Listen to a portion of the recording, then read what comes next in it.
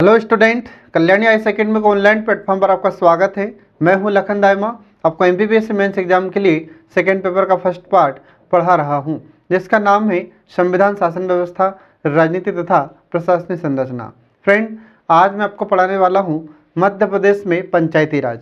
ठीक है, जो एमबीबीएस मेंस एग्जाम की दृष्टि से बहुत ही इंपॉर्टेंट है। तो चलिए इसको शुरू करते हैं। मध्य प्रदेश में पंचायती राज या मध्य प्रदेश में स्थानीय स्वशासन।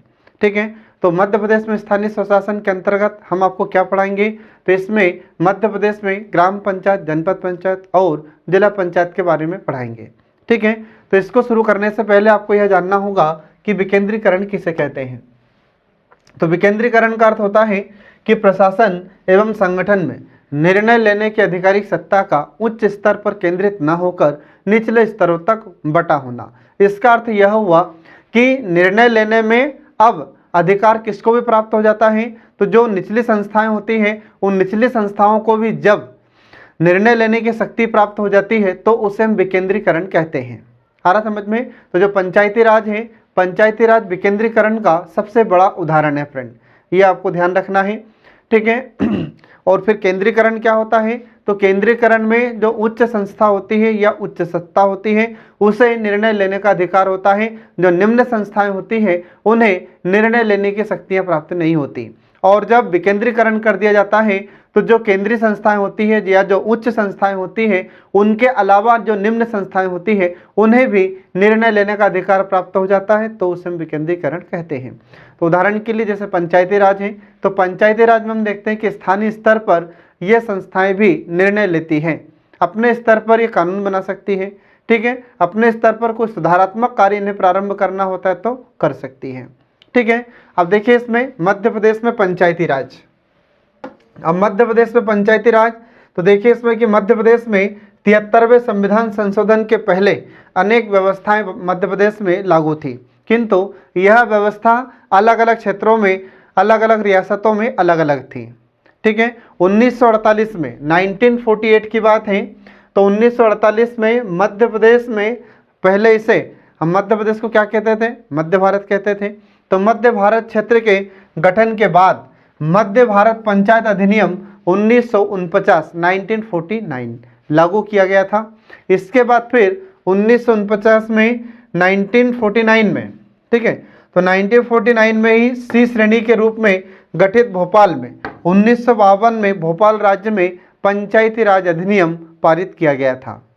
तो ये जो पंचायती राज हम आपको पढ़ा रहे हैं ये कोई अभी नई व्यवस्था नहीं है फ्रेंड, यह तो प्राचीन काल से ही चली आ रही है, बस इसके रूप में और इसके थोड़े नाम में परिवर्तन होता चला गया है। अब इसके बाद देखिए इसमें आगे मध्य प्रदेश पंचायती राज अधिनियम 1962। तो मध्य प्रदेश पंचायती राज अधिनियम 1962 तो इसमें देखिए इसमें क्या होता है, तो राज्य पुनर्गठन के बाद संपूर्ण मध्य प्रदेश में एक समान पंचायती राज व्यवस्था को लागू करने के लिए एक अधिनियम लाया गया था। इस अधिनियम की कमियों को फिर दूर करने के लिए 1981 में 1981, फिर 1988 और फिर 1990 में संशोधन किए गए थे। तो जो मध्य प्रदेश पंचायती राज अधिनियम 1962 लाया गया था, इसमें कुछ कमियां थी। इसकी कमियों को दूर करने के लिए 1981, 1988, 1990 में 3 बार इसमें संशोधन किए गए थे। इसके बाद देखिए फिर अगला आ जाता है 73वां संविधान संशोधन 1992। ठीक है, तो जब हमारे भारत में 73वां संविधान संशोधन अधिनियम 1992 यह गठित किया जाता है, पारित किया जाता है, तो इसके पश्चात हमारे मध्य प्रदेश में भी फिर एक और अधिनियम पारित किया जाता है जिसका नाम होता है मध्य प्रदेश पंचायती राज अधिनियम 1993। ठीक है फ्रेंड, ये आपको ध्यान रखना है। जब ये 73 कॉन्स्टिट्यूशन अमेंडमेंट एक्ट 1992 अप्रूव हुआ था, सेंट्रल से, केंद्र से पारित हुआ था, तो इसके बाद लगभग भारत के सभी राज्यों में उस समय लागू हुआ था। ठीक है, तो उसी समय फिर हमारे मध्य प्रदेश में भी इसे लागू किया जाता है। तो मध्य प्रदेश में लागू करने के लिए मध्य प्रदेश पंचायती राज अधिनियम 1993 पारित किया जाता है मध्य प्रदेश के विधानमंडल के द्वारा।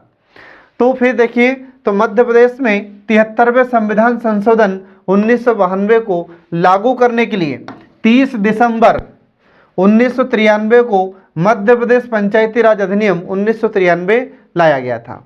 ये आपको ध्यान रखना फ्रेंड। तो 3 नंबर में यह क्वेश्चन आपसे पूछा जा सकता है कि मध्य प्रदेश में पंचायती राज अधिनियम लागू करने के लिए यह अधिनियम पारित कब किया गया था, तो आपको ध्यान रखना है। तो 30 दिसंबर 1993 को मध्य प्रदेश पंचायती राज अधिनियम 1993 लाया गया था और इसे 25 जनवरी 1994 को पारित किया गया था और 20 अगस्त 1994 को इसे लागू किया गया था। तो 3 डेट आपको ध्यान रखना है। तो पहली डेट क्या है? पहली डेट है कि 30 दिसंबर 1993 को मध्य प्रदेश पंचायती राज अधिनियम 1993 लाया गया। पारित कब किया जाता है? तो 25 जनवरी 1994 को पारित कर दिया गया। फिर इसे लागू कब किया गया था? तो लागू इसे 20 अगस्त 1994 को लागू किया गया था। ये 3 डेट आपको याद रखनी होगी जो आपके एग्जाम की दृष्टि से बहुत ही महत्वपूर्ण है फ्रेंड। इसके बाद देखिए कि इस अधिनियम के अनुसार पंचायती राज व्यवस्था के 3 स्तर हैं जिनका वर्णन निम्नलिखित है। तो देखिए इसमें 3 स्तर कौन से हैं? तो पहला स्तर आता है इसमें मध्य प्रदेश में ग्राम पंचायत। ठीक है, अब ग्राम पंचायत ये हमारे भारत में और हमारे मध्य प्रदेश में भी पंचायती राज की सबसे निम्न संस्था है। आ रहा समझ में? तो पंचायती राज में 3 संस्थाएं होती है, मैं आपको पहले बता चुका हूं। पहली होती ग्राम पंचायत, दूसरी होती जनपद पंचायत और तीसरी होती है जिला पंचायत। ठीक है, तो आपको ध्यान रखना है। तो एग्जाम में भी आपसे क्वेश्चन पूछा जा सकता है कि पंचायती राज या पंचायतें कितने प्रकार की होती हैं। तो आपको सीधे सीधे फिर 3 नंबर में इस प्रकार से अगर पूछा जा रहा है तो आपको ऐसा एक डायग्राम बना देना है कि पंचायतें 3 प्रकार की हमारे मध्य प्रदेश में। पहली होती है ग्राम पंचायत, दूसरी होती है जनपद पंचायत और तीसरी होती है जिला पंचायत। तो पहली, दूसरी और तीसरी ये 3 पंचायतें होती हैं जो आपको ध्यान रखना है। तो इसमें हम आपको पहले पढ़ा रहे हैं ग्राम पंचायत के बारे में। ठीक है, तो देखिए इसमें पहली मध्य प्रदेश में ग्राम पंचायत। अब मध्य प्रदेश में ग्राम पंचायत कितनी जनसंख्या पर गठित की जाती है, तो यह जनसंख्या आपको याद रखना होगा। तो देखिए इसमें मध्य प्रदेश में जनसंख्या या मतदाताओं की संख्या जिस गांव में, जिस ग्रामीण क्षेत्र में 1000 होती है तो वहां पर एक ग्राम पंचायत का गठन किया जाता है और इस ग्राम पंचायत का गठन मध्य प्रदेश राज्य विधानमंडल के द्वारा गठित किया जाता है। ये आपको ध्यान रखना है। तो ये स्थानीय निकाय होते हैं जैसे ग्राम पंचायत है, जनपद पंचायत है, जिला पंचायत है। ठीक है, इनका गठन कौन करेगा? तो इनका गठन हमारे मध्य प्रदेश में विधानमंडल के द्वारा इसका गठन किया जाता है। ये आपको हमेशा ध्यान रखना है। इसके बाद देखिए कि जो ग्राम पंचायत होती है तो ग्राम पंचायत में वार्ड संख्या कितनी होगी, इसमें कितने सदस्य होंगे? तो इसमें कम से कम 10 वार्ड होंगे और ज़्यादा से ज़्यादा इसमें 20 वार्ड होंगे। तो इस प्रकार से इसमें 10 से 20 वार्ड होने चाहिए, मतलब मिनिमम 10 है और मैक्सिमम 20 है। इसके बाद जो व्यक्ति इस ग्राम पंचायत का चुनाव लड़ना चाहता है तो इसकी उम्र सीमा कितनी रखी गई है? तो इसकी उम्र सीमा तय की गई है फ्रेंड 21 वर्ष। याद रखना, ये आपसे एमपीपीएससी प्रीलिम्स में क्वेश्चन पूछा गया है कि मध्य प्रदेश में जो पंचायती राज होता है इसमें चुनाव लड़ने के लिए प्रत्याशी की उम्र कितनी जरूरी है? तो इसमें 21 वर्ष आवश्यक होती है। तो जो भी व्यक्ति 21 वर्ष की आयु पूरी कर चुका है वह ग्राम पंचायत का चुनाव लड़ सकता है। अब जो ग्राम पंचायत होती है तो ग्राम पंचायत का मुखिया कौन होता है फ्रेंड? तो ग्राम पंचायत के मुखिया का नाम होता है सरपंच। ठीक है, तो ग्राम पंचायत का मुखिया कौन है? सरपंच है। ये आपको ध्यान रखना है। आ रहा समझ में? अब जो भी व्यक्ति सरपंच बनना चाहता है तो उसके लिए उम्र सीमा कितनी है? तो उसके लिए 21 वर्ष है। अब इस सरपंच का चुनाव कैसे होता है? पंच का चुनाव या सदस्यों का चुनाव कैसे होता है? तो देखिए इसमें कि जो सरपंच होता है तो यह तो मुखिया होता है ग्राम पंचायत का। तो इस सरपंच का चुनाव होता है प्रत्यक्ष रूप से। इसका अर्थ क्या हुआ कि जनता इसमें सीधा मतदान करती है। सीधे वोट किसको दी जाती है? सरपंच को दी जाती है। और ये जो सरपंच का चुनाव होता है या फिर जो ग्राम पंचायत का चुनाव होता है इसमें किसी पार्टी का चुनाव चिन्ह नहीं होता। किसी भी राजनीतिक दल के चुनाव चिन्ह के आधार पर इसका चुनाव नहीं लड़ा जाता है। इसमें उस जिले का जो निर्वाचन अधिकारी होगा वह निर्वाचन अधिकारी इनको चुनाव चिन्ह प्रदान करता है। तो उसके द्वारा जो भी चुनाव चिन्ह आवंटित किया जाता है तो वही चुनाव चिन्ह के आधार पर ये चुनाव लड़ते हैं। ये आपको ध्यान रखना है फ्रेंड। ठीक है, इसके बाद फिर तो जो सरपंच होता है इसका चुनाव कैसे होगा? प्रत्यक्ष रूप से। इसके बाद जो पंच होते हैं, तो पंच मतलब सदस्य होते हैं। जैसे नगर निगम में, नगर पालिका में, नगर पंचायत में पार्षद होते हैं, ठीक ऐसे ही पंचायतों में ये पंच होते हैं। ग्राम पंचायत में पंच होता है। तो इस पंच का चुनाव कैसे होगा, तो यह प्रत्यक्ष मतदान प्रणाली के द्वारा किया जाता है और उसमें उस गांव की जनसंख्या के द्वारा इसे वोट दी जाती है। इसके बाद में फिर एक उप सरपंच का चुनाव किया जाता है। तो यह उप सरपंच कैसे चुना जाता है, तो यह अप्रत्यक्ष मतदान प्रणाली के द्वारा इसे चुना जाता है। अब अप्रत्यक्ष मतदान प्रणाली का अर्थ क्या होता है कि ये जो पंच हैं, ये जो सदस्य होते हैं ग्राम पंचायत के, तो ग्राम पंचायत के पंच या सदस्य ये अपने में से ही किसी एक को उप सरपंच चुनते हैं। ये आपको ध्यान रखना है। इसके बाद में सभी वार्डों में जनसंख्या समान होती है। इस प्रकार से हमारे मध्य प्रदेश में कुल ग्राम पंचायतों की संख्या वर्तमान में कितनी है, तो मध्य प्रदेश में कुल ग्राम पंचायतें 23,006 हैं। ठीक है फ्रेंड, तो ये डाटा हो सकता है कि आगे जाकर बढ़ सकते हैं, क्योंकि हमारी मध्य प्रदेश सरकार के द्वारा या किसी भी राज्य की सरकार के द्वारा ग्राम पंचायतों का गठन लगातार किया जाता रहता है। तो इसलिए इनकी संख्या हो सकती है कि आगे चलकर बढ़ सकती है। तो ये आपको ध्यान रखना है फ्रेंड, आपको हमेशा अपडेट करके कि इसे आपको याद रखना होगा। अब इसके बाद देखिए इसमें आगे अगला देखिए इसमें इसका कार्यकाल कितना होगा। तो जो ग्राम पंचायतें होती हैं तो इसमें कार्यकाल होता है 5 वर्ष, अर्थात कि जब इनको चुना जाता है तो उनका जो प्रथम बैठक होती है तब से लेकर 5 वर्ष तक ये पंचायतें कार्य करती हैं। इसके बाद इससे पहले भी इन्हें हटाया जा सकता है। तो जो सरपंच होता है उसे हटाने के लिए कितने बहुमत की आवश्यकता होती है, तो 2/3 बहुमत की आवश्यकता होती है। इसके बाद इसमें एक और होता है जिसको कहा जाता है पंचायत सचिव। तो पंचायत सचिव ये कैसे यहाँ पर कार्य करता है या किस प्रकार से इसको नियुक्त किया जाता है, तो सरकार के द्वारा इसे नियुक्त किया जाता है या फिर जो ग्राम पंचायत होती है तो ग्राम पंचायत के द्वारा भी एक सरकारी कर्मचारी की नियुक्ति की जाती है। इसके बाद फिर अगला आता है राइट टू रिकॉल सिस्टम। अब राइट टू रिकॉल सिस्टम का अर्थ होता है हिंदी में वापस बुलाने का अधिकार।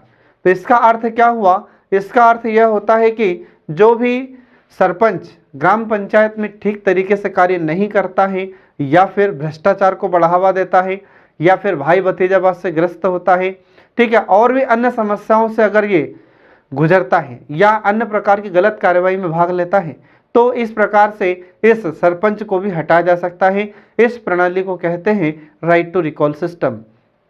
ठीक है, इसके बाद फिर अंतिम 6 महीने बचे हों और 2/3 बहुमत इसके लिए आवश्यक होता है। तो इसको किस कंडीशन में हटाया जा सकता है, सरपंच को कब इसे वापस बुलाया जा सकता है, तो जब ग्राम पंचायत का कम से कम 6 महीने बचे हो। 6 महीने अगर बचे हैं तो उसे हटाया जा सकता है, और अगर 6 महीने से कम बचे हैं तो उसे नहीं हटाया जा सकता। इसका अर्थ क्या है, जैसे 5 वर्ष पंचायत का कार्यकाल होता है और 5 वर्ष पूरे होने में यदि 6 महीने शेष रहे हैं तो उसे हटाया जा सकता है, और इसके लिए 2/3 बहुमत की आवश्यकता होती है, और अगर 6 महीने से कम बचे हैं तो उसे नहीं हटाया जाएगा। ठीक है, इसके बाद फिर पहली बार इसका प्रयोग मध्य प्रदेश में कहाँ पर हुआ था, तो मध्य प्रदेश का जिला है जिसका नाम है अनूपपुर। यहाँ पर सर्वप्रथम राइट टू रिकॉल का उपयोग किया गया था। किसको हटाने में, तो वहाँ पर एक सरपंच थी जिसका नाम था पल्लविका पटेल। तो पल्लविका पटेल को हटाया गया था। ये हमारे मध्य प्रदेश में पहली बार ऐसा हुआ था, ये आपको ध्यान रखना है। इसके बाद फिर ग्राम पंचायतों में ग्राम सभा होती है, और ग्राम सभा किसे कहा जाता है, तो इसे मैं आपको पिछली क्लास में भी पढ़ा चुका हूँ। तो ग्राम सभा का अर्थ होता है कि ग्राम के या जो गांव के सदस्य होते हैं जिनकी आयु 18 वर्ष है, ऐसे लोगों के समूह को कहा जाता है ग्राम सभा। ये आपको ध्यान रखना फ्रेंड। इसके बाद में जब ग्राम सभा का आयोजन होता है तो इसमें कोरम कितना होना चाहिए, तो कोरम 20% होना चाहिए, अर्थात कि वहाँ पर जो ग्राम सभा है तो ग्राम सभा के जितने सदस्य हैं उसमें 20% लोगों की उपस्थिति अनिवार्य होगी, तब जाकर ग्राम पंचायत की कार्रवाई प्रारंभ होती है। ये आपको ध्यान रखना फ्रेंड। अब इसके बाद देखिए इसमें आगे मध्य प्रदेश में जनपद पंचायत।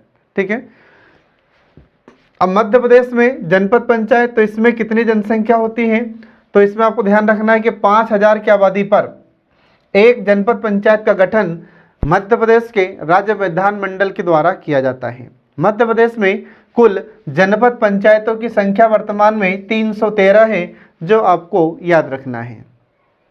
इसके बाद में मध्य प्रदेश में जो जनपद पंचायतें होती है, तो इन जनपद पंचायतों में वार्ड संख्या कहाँ से कहाँ तक होती है, तो इसमें वार्ड संख्या 10 से लेकर 25 होती है। इसका अर्थ होता है कि कम से कम 10 वार्ड होना चाहिए और ज़्यादा से ज़्यादा 25 वार्ड हो सकते हैं। इससे कम और इससे ज़्यादा वार्ड नहीं हो सकते, ये आपको ध्यान रखना है फ्रेंड। इसके बाद फिर जो भी व्यक्ति जनपद पंचायत में चुनाव लड़ना चाहता है, तो उसके लिए उम्र सीमा कितनी तय की गई है, तो इसके लिए उम्र सीमा है 21 वर्ष। जो व्यक्ति 21 वर्ष की उम्र पूरी कर चुका है, वह जनपद पंचायत का चुनाव लड़ सकता है, ये आपको ध्यान रखना है फ्रेंड। इसके बाद फिर जब जनपद पंचायत का चुनाव होता है, तो किस किस पद के लिए इसमें चुनाव होता है, तो एक तो होता है इसमें जनपद पंचायत सदस्य और जनपद पंचायत अध्यक्ष, ठीक है, और जनपद पंचायत उपाध्यक्ष, इनका चुनाव इसमें किया जाता है फ्रेंड। तो आपको ध्यान रखना है कि ग्राम पंचायत का चुनाव, जनपद पंचायत का चुनाव, जिला पंचायत का चुनाव, ये किसके द्वारा करवाए जाते हैं, तो ये राज्य का जो निर्वाचन आयोग होता है उसके द्वारा ये चुनाव कराए जाते हैं, ये आपको ध्यान रखना फ्रेंड। तो यहाँ पर देखिए कि जो जनपद पंचायत होती है, तो जनपद पंचायत का प्रमुख कौन होता है, तो इसमें जनपद पंचायत का अध्यक्ष, ये इसका प्रमुख होता है। इसके बाद इसमें चुनाव प्रक्रिया किस प्रकार की होती है, अर्थात कि इसमें जो जनपद पंचायत का अध्यक्ष होता है इसे कैसे चुना जाता है, जो जनपद पंचायत के सदस्य होते हैं इन्हें कैसे चुना जाता है। तो देखिए इनकी चुनाव प्रक्रिया, तो पहले देखिए इसमें सदस्यों को, तो जो सदस्य होते हैं इन्हें प्रत्यक्ष मतदान प्रणाली के द्वारा चुना जाता है। इसका अर्थ यह हुआ कि जनता के द्वारा, अर्थात जो मतदाता होते हैं उनके द्वारा इन्हें प्रत्यक्ष मतदान प्रणाली के द्वारा चुना जाता है। किसे? जनपद पंचायत के सदस्य को, ये आपको याद रखना है। इसके बाद फिर इसे जनपद पंचायत का जो प्रमुख होता है उसको कहा जाता है अध्यक्ष। और इस अध्यक्ष का चुनाव कैसे होता है, इस अध्यक्ष को कैसे चुना जाता है, तो इस अध्यक्ष को अप्रत्यक्ष मतदान प्रणाली के द्वारा चुना जाता है। इसका अर्थ क्या हुआ कि जो सदस्य होते हैं इसमें जनपद पंचायत में, तो जनपद पंचायत के सदस्यों के द्वारा ही इस जनपद पंचायत के अध्यक्ष को चुना जाता है। अर्थात कि जनपद पंचायत के सदस्य अपने में से ही किसी एक को अध्यक्ष के रूप में चुनते हैं। इस प्रणाली को कहा जाता है अप्रत्यक्ष मतदान प्रणाली। इसके बाद में ये जो सदस्य होते हैं जनपद पंचायत के, तो अध्यक्ष चुने जाने के बाद में फिर ये सदस्य अपने में से ही एक और उपाध्यक्ष को चुनते हैं, जिसे हम अप्रत्यक्ष मतदान प्रणाली कहते हैं। तो ऐसे ही अध्यक्ष और उपाध्यक्ष दोनों को अप्रत्यक्ष मतदान प्रणाली के द्वारा चुना जाता है, ये आपको ध्यान रखना है फ्रेंड, ठीक है। अब इसके बाद देखिए इसमें आगे अगला आता है इसमें पदेन सदस्य। तो जो जनपद पंचायत होती है इसके पदेन सदस्यों में सरपंच होता है और विधायक होता है, ये इसके पदेन सदस्य होते हैं जनपद पंचायत के, ठीक है। अब इसका मतलब ये नहीं है कि जो चुनाव हुआ था सदस्यों का तो सरपंच का चुनाव हुआ, ऐसा नहीं है। सरपंच और विधायक ये जनपद पंचायत के पदेन सदस्य होते हैं, अर्थात पद पर रहते हुए कार्य करते हैं। सरपंच ग्राम पंचायत में कार्य करता है, विधायक ये विधानसभा में जाकर बैठता है, ठीक है। लेकिन समय समय पर जब इनकी बैठक होती है तो ये भी, सरपंच भी और विधायक भी इस जनपद पंचायत की बैठकों में भाग लेते हैं, इसलिए इसे पदेन सदस्य के रूप में हम जानते हैं। इसके बाद फिर अगला आता है इसका कार्यकाल। तो इसका कार्यकाल कितना होता है जनपद पंचायत का, तो इसका कार्यकाल भी 5 वर्ष होता है। लेकिन इससे पहले भी जो जनपद पंचायत का अध्यक्ष होता है इसे हटाया जा सकता है, इसे निष्कासित किया जा सकता है। इसके लिए 2/3 बहुमत की आवश्यकता होती है, ये आपको याद रखना फ्रेंड। इसके बाद फिर इसमें एक अधिकारी होता है जिसको हम कहते हैं मुख्य कार्यपालन अधिकारी। तो यह कार्यपालन अधिकारी कौन होता है, इसको हम इंग्लिश में शॉर्ट फॉर्म में CEO कहते हैं। क्या कहते हैं इसको? CEO, ये आपको ध्यान रखना है। CEO का फुल फॉर्म क्या होगा? चीफ एग्जीक्यूटिव ऑफिसर इसको इंग्लिश में कहा जाता है, और हिंदी में कहते हैं मुख्य कार्यपालन अधिकारी। क्लास 2 का ऑफिसर होता है और MPPSC के द्वारा यह सेलेक्ट होता है, ध्यान रखिएगा आप लोग। तो राज्य प्रशासनिक सेवा का अधिकारी होता है, ठीक है। और इसकी नियुक्ति राज्य सरकार के द्वारा की जाती है। ठीक है, और यह जनपद पंचायत का CEO होता है, ये आपको ध्यान रखना फ्रेंड। इसके बाद फिर इसके लिए भी हमारे मध्य प्रदेश में राइट टू रिकॉल सिस्टम है। तो राइट टू रिकॉल सिस्टम इसका अर्थ क्या होता है कि वापस बुलाने का अधिकार। तो जब जनपद पंचायत का अध्यक्ष ठीक तरीके से कार्य नहीं करता है, भ्रष्टाचार में पाया जाता है, या जो अन्य गलत गतिविधियों में यदि यह पाया जाता है तो इसे हटाया जा सकता है। लेकिन हटाने के लिए यह शर्त है कि कम से कम 6 महीने बचे होने चाहिए जनपद पंचायत के, और कम से कम 2/3 बहुमत आवश्यक है इसको हटाने के लिए। यदि 2 शर्तें पूरी होती है तो ही इसे हटाया जा सकता है, अन्यथा नहीं हटाया जा सकता। ठीक है, ये आपको ध्यान रखना फ्रेंड। तो इस प्रकार से यहाँ पर यह जनपद पंचायत समाप्त होती है। इसके बाद फिर अगला आता है इसमें जिला पंचायत। तो मध्य प्रदेश में जिला पंचायत की संरचना के बारे में देखिए। तो मध्य प्रदेश में किसी जिला पंचायत के यदि गठन करना होता है तो इसमें कितनी आबादी आवश्यक है, कितनी जनसंख्या आवश्यक होती है, तो कम से कम 50,000 की जनसंख्या होनी चाहिए। तो जब 50,000 की जनसंख्या किसी क्षेत्र, किसी जिले की होती है या किसी क्षेत्र की होती है तो उसे जिला पंचायत के रूप में गठित किया जाता है। ठीक है, तो इसमें ध्यान रखना मतदाताओं की संख्या 50,000 होनी चाहिए। और हमारे मध्य प्रदेश में वर्तमान में कितने जिला पंचायत हैं, तो वर्तमान में 52 जिला पंचायत है, क्योंकि 52 जिले हैं तो 52 जिला पंचायत होगी, ये आपको ध्यान रखना है। इसके बाद इसमें वार्ड संख्या कितनी होती है, तो इसमें वार्ड संख्या आपको ध्यान रखना है कम से कम 10 और अधिक से अधिक 35 होना चाहिए। ठीक है, तो कम से कम 10 हो सकती है और ज़्यादा से ज़्यादा 35 इसमें सदस्यों की संख्या होनी चाहिए। इसके बाद फिर न्यूनतम आयु इसमें कितनी है, तो 21 वर्ष इसमें न्यूनतम आयु इसकी रखी गई है, जो आपको ध्यान रखना है।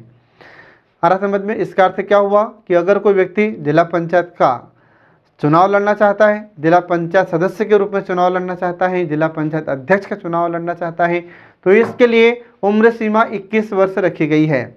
इसके बाद में इसका प्रमुख कौन होता है, तो इसका प्रमुख होता है जिला पंचायत का अध्यक्ष। तो जो जिला पंचायत का अध्यक्ष होता है वह इस जिला पंचायत का प्रमुख होता है। जैसे ग्राम पंचायत में सरपंच होता है मुखिया, ऐसे ही जिला पंचायत में प्रमुख होता है जिला पंचायत का अध्यक्ष। अब इसमें देखिए इसकी चुनाव प्रक्रिया, तो इसकी चुनाव प्रक्रिया में इनको कैसे चुना जाता है, इसका चुनाव कौन कराता है, तो इसमें आपको ध्यान रखना है कि हमारे मध्य प्रदेश में जो राज्य निर्वाचन आयोग होता है, तो मध्य प्रदेश में राज्य निर्वाचन आयोग के द्वारा जिला पंचायत का चुनाव संपूर्ण कराया जाता है या संपन्न कराया जाता है। ठीक है, तो पहले देखिए इसमें सदस्यों का चुनाव। तो जिला पंचायत के जो सदस्य होते हैं इनका चुनाव प्रत्यक्ष मतदान प्रणाली के द्वारा किया जाता है या ठीक है, तो प्रत्यक्ष मतदान प्रणाली के द्वारा इसका चुनाव कराया जाता है। किसका? सदस्यों का। इसका अर्थ क्या हुआ कि जो मतदाता होते हैं तो मतदाता जिला पंचायत के सदस्यों को प्रत्यक्ष रूप से वोटिंग करते हैं, प्रत्यक्ष रूप से इसे वोट देते हैं, इसलिए इसे कहा जाता है प्रत्यक्ष मतदान प्रणाली। ठीक है, अब इसके बाद में जब इन सदस्यों को चुनाव होता है तो इनका चुनाव भी किसी पार्टी के चुनाव चिन्ह के आधार पर नहीं होता। इसका अर्थ ये है कि किसी भी राजनीतिक दल का चुनाव चिन्ह इस चुनाव में नहीं रखा जाता है। तो फिर इनको चुनाव चिन्ह कौन आवंटित करता है, तो इन्हें जो जिला निर्वाचन अधिकारी होता है, तो जिला निर्वाचन अधिकारी के द्वारा इन्हें चुनाव चिन्ह आवंटित किए जाते हैं। ठीक है, इसके बाद में अब ये नहीं है कि इसमें इनका चुनाव चिन्ह हाथ का पंजा, कमल का फूल, साइकिल, हाथी होगा, ऐसा कुछ नहीं है। जो भी इनका चुनाव चिन्ह हो तो किसी को नारियल दे दिया जाता है, किसी को टोकरी, किसी को कुछ और किसी को कुछ, ऐसे चुनाव चिन्ह इसमें दिए जाते हैं फ्रेंड, जो आपको ध्यान रखना है। इसके बाद फिर जब सदस्यों का चुनाव हो जाता है तो इसके बाद फिर अध्यक्ष के लिए चुनाव होता है। और जो अध्यक्ष होता है तो अध्यक्ष कैसे बनेगा, तो इसमें जो सदस्य होते हैं, ठीक है, तो इसमें जो सदस्य होते हैं यही सदस्य अपने में से किसी एक व्यक्ति को अध्यक्ष के रूप में चुनते हैं, जिसे कहा जाता है अप्रत्यक्ष मतदान प्रणाली। इसके बाद फिर जो उपाध्यक्ष होता है तो उपाध्यक्ष का चुनाव भी कैसे होगा कि यहाँ पर ये जो सदस्य होते हैं तो ये सदस्य अपने में से ही किसी एक को उपाध्यक्ष के रूप में चुनते हैं। तो इस प्रणाली को कहा जाता है अप्रत्यक्ष मतदान प्रणाली। ये आपको हमेशा ध्यान रखना है फ्रेंड। ठीक है, अब इसके बाद देखिए इसमें आगे इसमें पदेन सदस्य। तो इसमें पदेन सदस्य कौन कौन होते हैं जो पद पर रहते हुए कार्य करते हैं, तो पद पर रहते हुए कार्य करते हैं इसमें, जिसको हम पदेन सदस्य कहते हैं। तो इसमें जनपद पंचायत का अध्यक्ष आता है, इसमें विधायक आता है और सांसद आता है। ये सभी इस जनपद पंचायत के पदेन सदस्य होते हैं, ये आपको ध्यान रखना है फ्रेंड। इसके बाद जिला पंचायत का कार्यकाल कितना होता है? तो जिला पंचायत का कार्यकाल 5 वर्ष होता है, ये आपको ध्यान रखना है। इससे पहले भी जिला पंचायत के अध्यक्ष को हटाया जा सकता है, परंतु इसके लिए कितने बहुमत की आवश्यकता होती है? तो 2/3 बहुमत की आवश्यकता होती है। ठीक है, 2/3 बहुमत से इन जिला पंचायत के अध्यक्ष को हटाया जा सकता है, ये आपको ध्यान रखना फ्रेंड। इसके बाद में इसमें एक अधिकारी होता है जिसे हम मुख्य कार्यपालन अधिकारी कहते हैं या फिर जिला पंचायत सचिव कहते हैं। तो यह जिला पंचायत सचिव कौन होता है या मुख्य कार्यपालन अधिकारी कौन होता है? तो यह भारतीय प्रशासनिक सेवा का अधिकारी होता है। आ रहा समझ में? IAS ऑफिसर होता है यह। IAS का अर्थ होता है इंडियन एडमिनिस्ट्रेटिव सर्विस का अधिकारी इसमें होता है जिला पंचायत का सचिव, ये आपको ध्यान रखना फ्रेंड। इसके बाद फिर जिला पंचायत सचिव जिला पंचायत के निर्णयों को कार्यान्वित कर लेखा जोखा रखता है। आ रहा समझ में? तो जिला पंचायत का सचिव होता है, यह जिला पंचायत के जितने भी निर्णय होते हैं उनको क्रियान्वित करता है, अर्थात उनको लागू करता है, और इसका पूरा लेखा जोखा का कार्य भी यही करता है। इसके बाद फिर जो जिला पंचायत होती है, तो जिला पंचायत में भी राइट टू रिकॉल सिस्टम होता है। राइट टू रिकॉल का अर्थ होता है वापस बुलाने का अधिकार। तो जब यह गलत कार्यवाही में पाया जाता है, जैसे भ्रष्टाचार पाया जाता है या फिर हत्या के मामले में इसका नाम आता है, और अगर किसी केस में पाया जाता है, ठीक है, तो जब इसे दोषी पाया जाता है तो इसे हटाया जा सकता है, इसे वापस बुलाया जा सकता है। लेकिन इसके लिए शर्त यह होती है कि कम से कम जिला पंचायत का कार्यकाल कितना बचना चाहिए? 6 महीने बचना चाहिए। ठीक है, और कितने बहुमत की आवश्यकता होती है? तो 2/3 बहुमत की आवश्यकता होती है। ये 2 शर्त पर उसे हटाया जा सकता है, अन्यथा नहीं हटाया जा सकता। ठीक है फ्रेंड, ये आपको ध्यान रखना है। अब अगला देखिए फ्रेंड, इसमें मध्य प्रदेश पंचायती राज संशोधन अधिनियम 2001। ठीक है, तो इस संशोधन में क्या क्या होता है, इस अधिनियम में क्या क्या होता है? तो देखिए इसमें तो पहला प्रावधान था इसमें ग्राम सभा के लिए। तो ग्राम सभा के लिए इसमें प्रावधान क्या किया जाता है कि प्रत्येक ग्राम के लिए एक ग्राम सभा होगी और गांव का प्रत्येक वयस्क मतदाता इसका सदस्य होगा। आ रहा समझ में? जितने भी गांव हैं उस गांव में जो वयस्क मतदाता है वह इस ग्राम सभा का सदस्य होता है। कई बार क्या होता है कि कुछ ऐसे भी गांव होते हैं जिनकी जनसंख्या 1000 नहीं होती है और वह गांव ग्राम पंचायत में नहीं आता, तो उस गांव को फिर किसी न किसी दूसरे ग्राम पंचायत के साथ उसे जोड़ा जाता है। तो उस छोटे गांव का भी व्यक्ति जो 18 वर्ष की उम्र पूरी कर चुका है वह भी ग्राम सभा का सदस्य होता है, ये आपको ध्यान रखना है। इसके बाद फिर जो ग्राम सभा होती है, तो ग्राम सभा की बैठक कितने दिनों में या कितने महीने में एक बार होनी चाहिए? तो कम से कम 3 महीने में एक बार ग्राम सभा की बैठक अनिवार्य होती है और इसकी अध्यक्षता गांव का या जो ग्राम पंचायत का सरपंच होता है वह इसकी अध्यक्षता करता है। इसके बाद में जो ग्राम सभा होती है, तो ग्राम सभा कार्यों को करने के लिए स्थायी समितियों का गठन करती है फ्रेंड, जो आपको ध्यान रखना है। इसके बाद फिर आगे देखिए इसमें ग्राम कोष। तो ग्राम कोष इस अधिनियम के तहत ग्राम कोष बनाया गया है जिसके 4 प्रमुख अंग होते हैं। तो 4 प्रमुख अंग कौन कौन से हैं? तो अनाज, श्रम, वस्तु और नकद, ये इसके 4 अंग होते हैं जो आपको ध्यान रखना है। इसके बाद फिर अगला इसमें आता है संशोधन ग्राम न्यायालय। तो ग्रामीण क्षेत्रों में समस्याओं को निपटाने के लिए या ग्रामीण समस्याओं की जो स्थानीय समस्याएं होती हैं तो उन स्थानीय समस्याओं को निपटाने के लिए तथा ग्रामीणों को त्वरित मतलब तुरंत और पारदर्शी व सस्ता न्याय उपलब्ध कराने के लिए एक ग्राम न्यायालयों की स्थापना की गई है, ये आपको ध्यान रखना फ्रेंड।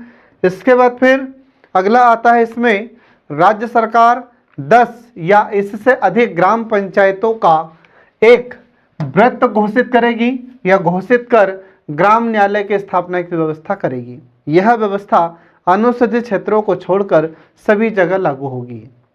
आ रहा समझ में? ग्राम न्यायालय कहाँ पर स्थापित होंगे? तो इसमें 10 ग्राम पंचायतों का एक व्रत बनाया जाएगा और वहाँ पर एक न्यायालय या एक ग्राम न्यायालय की स्थापना की जाएगी, जिसके माध्यम से वहां के स्थानीय लोगों को तुरंत और पारदर्शी न्याय प्राप्त होगा। ठीक है, अब इसके बाद फिर अगला संशोधन देखिए, इसमें मध्य प्रदेश पंचायती राज संशोधन अधिनियम 2007। अब इसमें क्या क्या सुधार किए जाते हैं, तो इसमें पहला सुधार देखिए कि महिला सशक्तिकरण को बढ़ावा देते हुए पंचायती निकायों में महिलाओं को जो पहले आरक्षण दिया गया था 33%, इस 33% से आरक्षण को बढ़ाकर 50% कर दिया गया है। तो ये आपको ध्यान रखना है। तो मध्य प्रदेश ऐसा पहला राज्य है जिसने पंचायतों में महिलाओं को 50% आरक्षण दिया है। तो 50% आरक्षण देने वाला महिलाओं को मध्य प्रदेश पहला राज्य है, ये आपको ध्यान रखना है। इसके बाद फिर अगला आता है कि साक्षरता, सतत शिक्षा, इससे संबंधित सभी परियोजनाएं और कार्यक्रम इन्हें सौंप दिए जाएंगे, किसको? ग्राम पंचायत को। इसके बाद फिर अगला आता है कि राजस्व विभाग से संबंधित जानकारी पंचायतें भी दे सकेंगी। अब ये इनको यह अधिकार प्रदान किया जाता है इस अधिनियम के माध्यम से, ये आपको ध्यान रखना फ्रेंड। अब इसके बाद देखिए पंचायती राज संचालनालय का गठन किया जाएगा। आ रहा समझ में? तो अलग से एक पंचायती राज संचालनालय या निदेशालय का गठन किया जाएगा, जो समय समय पर उचित निर्देश यह संचालनालय पंचायतों को देता रहेगा। इसके बाद फिर अगला आता है जिला योजना समिति या जिला आयोजना समिति का गठन किया जाएगा। इसके बाद फिर अगला आता है कि सभी साक्षरता कार्यक्रमों का संचालन ग्राम पंचायतें कर सकेंगी। इसके बाद फिर एक लास्ट पॉइंट इसमें आता है कि कंट्रोल की दुकानों का संचालन ग्राम पंचायतें करेंगी। कंट्रोल की दुकान अर्थ होता है कि उचित मूल्य की दुकानें जिससे राशन का आवंटन किया जाता है। आ रहा समझ में? तो जो गरीबी रेखा में आते हैं, बीपीएल में आते हैं, उन लोगों को सरकार की ओर से जो अनाज का आवंटन किया जाता है, यह ग्राम पंचायत को जिम्मेदारी सौंपी गई है। तो ग्राम पंचायतें इनकी जो उचित मूल्य की दुकानें होती है, इनका संचालन अब ये ग्राम पंचायतें करेंगी। यह अधिनियम में प्रावधान किया गया था, ये आपको ध्यान रखना फ्रेंड। तो अलग से आपसे 5 नंबर में यह क्वेश्चन पूछा जा सकता है, ये आपको ध्यान रखना है। अब इसके बाद फिर आगे देखिए, इसमें मध्य प्रदेश में पंचायती राज की सफलता। अब मध्य प्रदेश की पंचायती राज की सफलता देखिए इसमें, तो मध्य प्रदेश में पंचायती राज की सफलता से संबंधित पहला पॉइंट यह है कि ग्रामीण क्षेत्रों में शिक्षा, तकनीकी, सड़कें, विद्युत आदि सुविधाएं भी मध्य प्रदेश सरकार के तरफ से पंचायतों के माध्यम से प्रदान की जा रही है। आ रहा समझ में? इन पंचायतों ने इन सुविधाओं को बढ़ावा देने में महत्वपूर्ण भूमिका निभाई है। आ रहा समझ में? ये आपको ध्यान रखना है।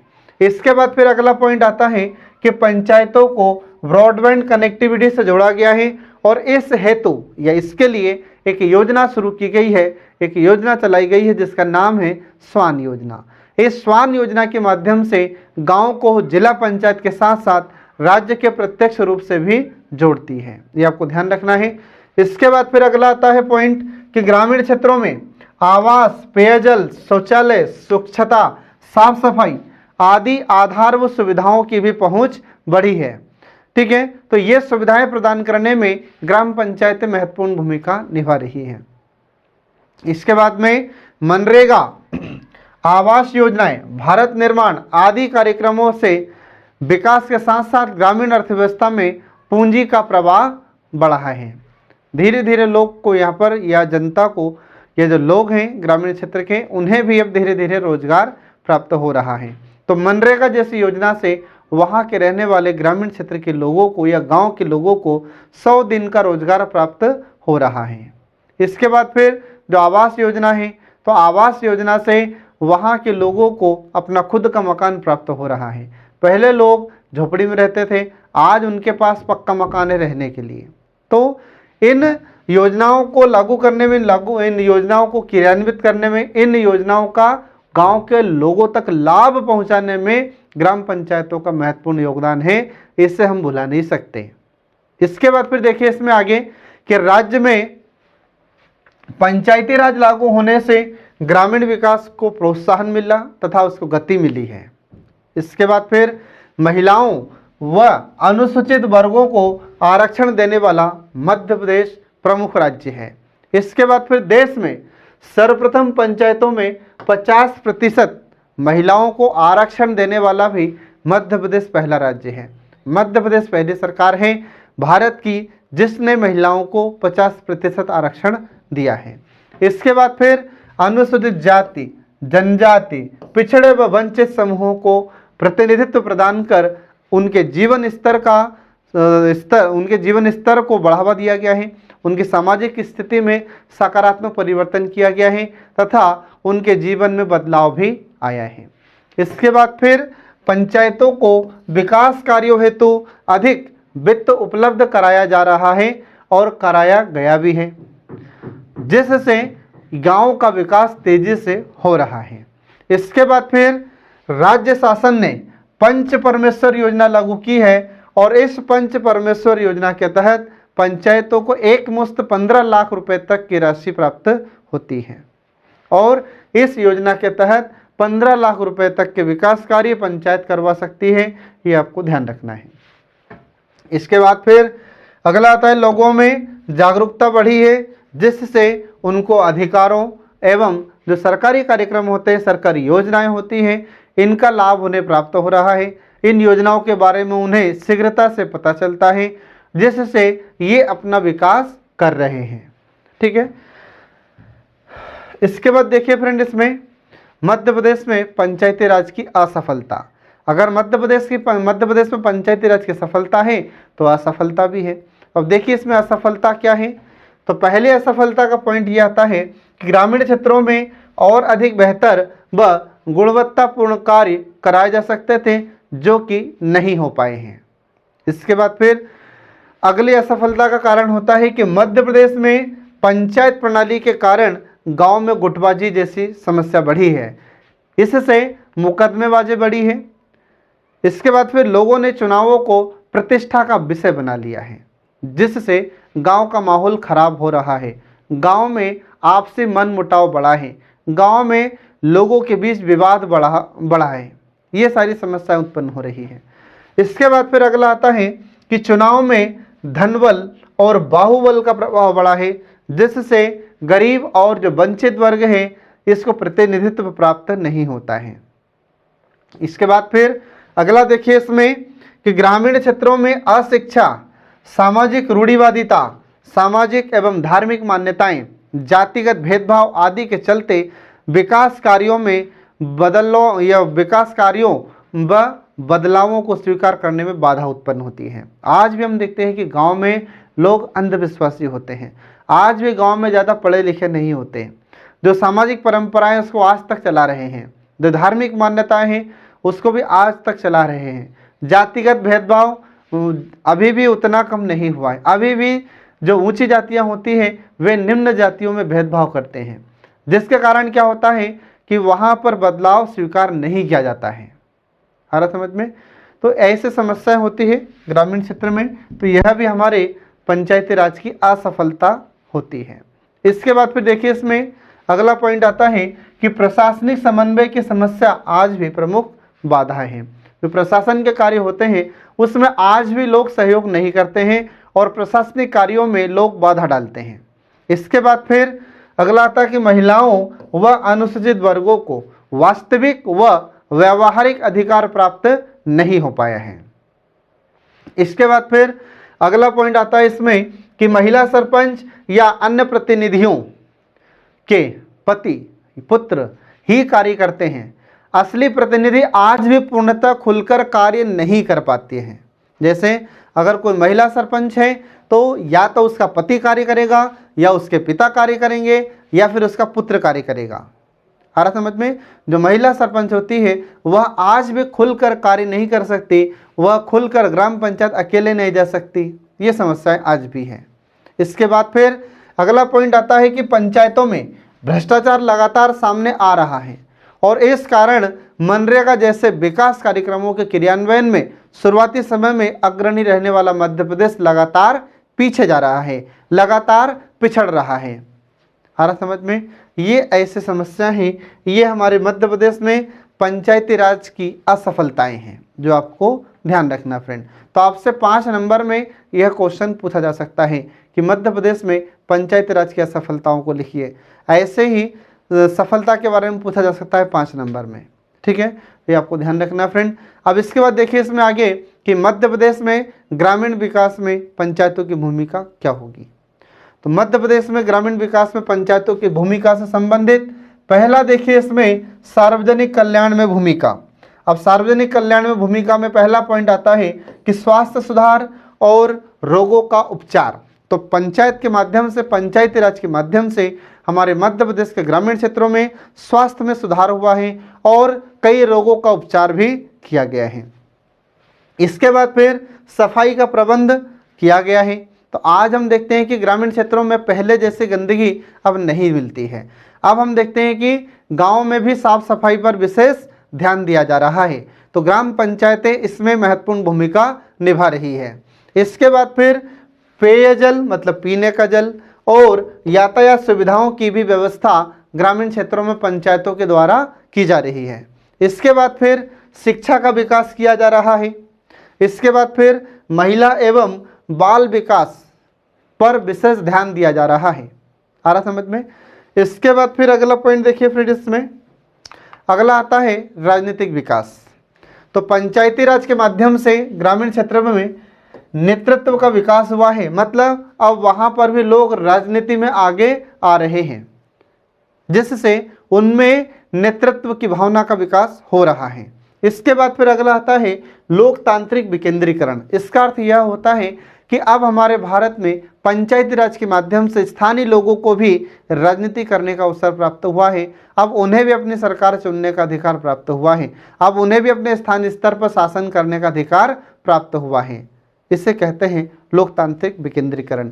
भारत विश्व में सबसे बड़ा लोकतांत्रिक देश है। इसके बाद फिर अगला आता है स्थानीय समस्याओं का स्थानीय स्तर पर ही समाधान आसानी से कर लिया जाता है। आ रहा समझ में। तो हम देखते हैं कि गांव की समस्या क्या है, ये तो गांव के लोग ही बता सकते हैं, और उस समस्या का समाधान क्या होगा यह भी गांव के लोग ही बता सकते हैं। तो जो समस्या है उसका समाधान स्थानीय स्तर पर भी कर लिया जाता है, ठीक है। इसके बाद फिर अगला आता है कि मध्य प्रदेश में ग्राम सचिवालय की व्यवस्था की गई है, जिससे स्थानीय समस्याओं का समाधान आसानी से किया जाता है। तो स्थानीय समस्याओं में जैसे कुछ समस्याएं हैं, जैसे मुकदमे जैसी समस्या, फिर नक्शे की नकल की समस्या। तो इस प्रकार की जो समस्याएं होती हैं उनका समाधान स्थानीय स्तर पर ही कर लिया जाता है। इसके बाद फिर अगला पॉइंट आता है इसमें नागरिकता की शिक्षा। अब नागरिकता की शिक्षा से आशय क्या है कि अब यहाँ पर गांव में रहने वाले लोग भी अपने अधिकारों के प्रति जागरूक हो रहे हैं। उनके अधिकार क्या है, उनके कर्तव्य क्या है, ये भी उन्हें धीरे धीरे अब पता चल रहा है। तो ये अपने अधिकारों और कर्तव्यों के प्रति अब जागरूक हो रहे हैं। तो इसमें भी ग्राम पंचायत की महत्वपूर्ण भूमिका है, ठीक है फ्रेंड, ये आपको ध्यान रखना होगा। इसके बाद फिर देखिए इसमें प्रशासनिक विकास। अब प्रशासनिक विकास का तात्पर्य क्या है, तो प्रशासन पंचायतों के साथ मिलकर कार्य करता है। तो जब हमारा प्रशासन और हमारी पंचायतें ये दोनों ही मिलकर कार्य करते हैं तो ग्रामीण क्षेत्र का विकास तीव्रता से होता है। इसके बाद फिर अगला पॉइंट आता है इसमें कि ग्रामीण जनता अधिकारियों से संपर्क करने में अब संकोच नहीं करती। पहले हम देखते थे कि जो ग्रामीण जनता होती है ये अधिकारियों से संपर्क नहीं कर पाते थे, बातचीत करने में डरते थे, हेजिटेशन होता था। लेकिन अब गांव के लोग जो अधिकारी वर्ग होते हैं उनसे बिल्कुल बहुत आसानी से बातचीत करते हैं, उनकी जो समस्या है उनको समस्या बताते हैं। इसके बाद फिर अगला पॉइंट आता है इसमें कि प्रशासनिक अधिकारी भी श्रम भागीदारी से कार्य करना पसंद करते हैं। मतलब कि जो प्रशासनिक अधिकारी होते हैं यह भी अब ग्रामीण विकास में रुचि दिखा रहे हैं, रुचि ले रहे हैं, ठीक है। इसके बाद में ग्राम पंचायतों ने कहाँ तक कार्य किया है उसके लिए भी उसकी जानकारी के लिए प्रशासनिक अधिकारी अब दौरा करते रहते हैं, ठीक है। और वे स्वयं को अब स्वामी के स्थान पर सेवक समझते हैं। अब जो प्रशासनिक अधिकारी हैं अब उनमें धीरे धीरे जो स्वामी की भावना है वह समाप्त हो रही है और अब से एक सेवक की भावना उत्पन्न हो रही है। इसके बाद फिर अगला आता है आर्थिक विकास। ठीक है, आर्थिक विकास इसके अंतर्गत आता है कृषि में सुधार। तो जो पंचायत होती है, ग्राम पंचायतें होती है, तो इन पंचायतों के माध्यम से गांव में कृषि में सुधार लाया जा रहा है। कृषि सुधार में महत्वपूर्ण भूमिका अदा कर रही है ये ग्राम पंचायतें। इसमें एक ग्राम सेवक होता है और वह ग्राम सेवक गांव की जो समस्या है उस समस्याओं का समाधान करता है। अगर कृषि संबंधी समस्या है तो उसके लिए भी समाधान खोजता है। इसके बाद फिर सिंचाई जैसी सुविधाएं ग्राम पंचायतों के माध्यम से किसानों तक पहुंचाई जा रही हैं। इसके बाद फिर कुटीर उद्योगों पशुधन सुधार। ठीक है, तो ग्रामीण क्षेत्र में जो पशु होते हैं, गाय भैंस बकरी और अन्य जितने भी पशु होते हैं, तो उनके स्वास्थ्य का भी विशेष ध्यान रखा जा रहा है। इसके बाद में पशुपालन के लिए कई विभिन्न प्रकार की सरकार के द्वारा जो योजनाएं चलाई जा रही है, तो उन योजनाओं का लाभ लोगों तक पहुंचाया जा रहा है और इन लाभ को पहुंचाने में हमारी पंचायतें महत्वपूर्ण भूमिका निभा रही हैं। इसके बाद फिर अगला आता है कुटीर उद्योगों का विकास। तो कुटीर उद्योग का अर्थ होता है कि वे उद्योग जिनमें सामान हाथ से बनाया जाता है, ऐसे उद्योगों को कुटीर उद्योग कहते हैं, जैसे मोमबत्ती है, अचार है। ठीक है, इसके बाद में फिर जब पापड़ होते हैं, इसके अलावा और भी चीज़ें जो हाथ से बनाई जाती है उसको कुटीर उद्योग में शामिल किया जाता है। तो इन कुटीर उद्योगों के विकास में भी पंचायतें महत्वपूर्ण भूमिका निभा रही हैं। इसके बाद फिर सहकारिता का विकास। तो सहकारिता का मतलब ही होता है भागीदारी। ठीक है, तो अगर कोई कार्य करना है तो उसमें जन भागीदारी को बढ़ावा दिया जा रहा है, जिसको हम सहकारिता के नाम से जानते हैं। तो इसको बढ़ावा देने में भी हमारी पंचायतें महत्वपूर्ण भूमिका निभा रही है, इसमें कोई संदेह नहीं है। ठीक है फ्रेंड, तो ये टॉपिक से आपसे 3 नंबर में पूछा जा सकता है, 5 नंबर में भी पूछा जा सकता है और 11 नंबर का क्वेश्चन भी आपसे पूछा जा सकता है। जैसा आपसे क्वेश्चन पूछा जाए वैसा आपको आंसर इसमें लिखना होगा फ्रेंड। ठीक है, तो इस प्रकार से आज का हमारा यह सेशन समाप्त होता है। पढ़ते रहिए, देखते रहिए कल्याणी आईएएस एकेडमी के सभी वीडियोस जो आपको एमपीपीएससी मेंस एग्जाम में सफलता दिलाने में महत्वपूर्ण भूमिका निभाते हैं। तो जल्द ही हम आपके लिए लेकर एक नया वीडियो प्रस्तुत होंगे। तब तक के लिए जय हिंद।